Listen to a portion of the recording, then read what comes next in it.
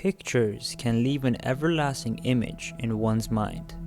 Some of these photographs may even leave disturbing images in your mind.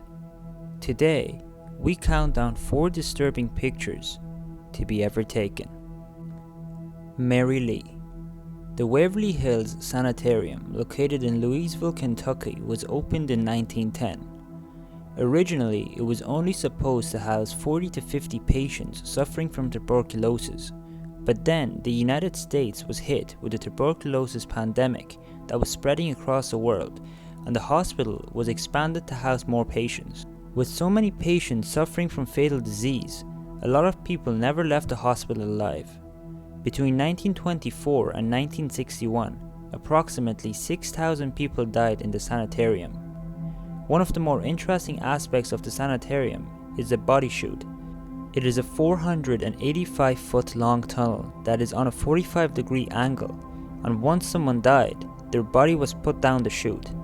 The sanitarium was shut down in 1961 after the cure of tuberculosis was found, and it has been abandoned ever since. In 2005, a paranormal researcher was visiting the abandoned buildings and snapped this picture. On the right-hand side of the picture in the hallway, there appears to be the ghost of a young girl. The researchers believe that this is the spirit of a nurse named Mary Lee, who is pictured on the left. According to the story, Mary Lee had a relationship with one of the doctors, and she found herself pregnant. She was unwed, and out of shame, she hanged herself in room 502. Unfortunately, her body wasn't found for some time. Also, according to the story, another nurse leapt to her death from room 502, but she was not identified. The fire escape. On July the 22nd of 1975, photographer for the Boston Herald, Stanley Foreman, was heading home for the day when he learned that there was a fire at a row of old Victorian houses nearby.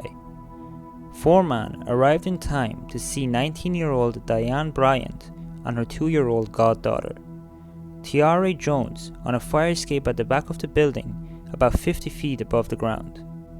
A firefighter was on a ladder and he asked for Diane to hand over the toddler. Before she could, the fire escape gave way and Diane and Tiare fell. Diane was severely injured and as a result, died. Diane actually ended up saving Tiare by breaking her fall. The accident led to stricter laws and regulations regarding fire escapes throughout the country. Foreman won the Pulitzer Prize for breaking news photography and the World Press Photo of the Year for the series of 5 photographs of the tragedy unfolding. Regina Walters. This is a picture of 14-year-old Regina Walters, a runaway from Pasadena, Texas. Sadly, this is the last picture of her ever taken, and the reason she looks so terrified is because of the man who took it. His name is Robert Ben Rhodes, a serial killer who kidnapped Walters 2 weeks before the picture was taken. In early 1990, Rhodes, who drove an 18-wheeler, picked up Regina and her boyfriend, Ricky Jones, in Texas. Rhodes quickly murdered Jones and then locked Regina up in his torture chamber in the cab of his truck for 2 weeks. While Regina was held captive, Rhodes cut off all her hair and made her wear the dress and high-heeled shoes in the picture. Shortly after taking the picture, Rhodes murdered Regina and left her body in an abandoned barn.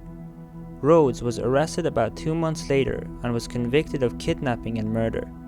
In 2012, Rhodes confessed to 2 additional murders, a newlywed couple he killed in 1990. He is currently serving life in prison. Dennis Rader. The person in this picture may look like he or she is the victim of some deranged person, but it is actually a picture of notorious serial killer Dennis Rader, otherwise known as the BTK killer. Rader murdered 10 people, some of them children, and in or around Wichita, Kansas between 1974 and 1991, and then he suddenly stopped. During his killing spree and the time period after, Rader led a normal life. He was married with 2 kids and was an active member of his church. He was finally arrested in 2005 after he resumed sending letters to the police and media, taunting them and threatening to start killing again. After he was arrested, he confessed and was given 10 life sentences. When looking through Rader's possessions, the police found a disturbing array of pictures of Rader indulging in bondage, wearing women's undergarments, and a mask, or other times he was wrapped in plastic or partially buried in a grave. Through a complicated system, he would tie himself up and then have the camera on a timer.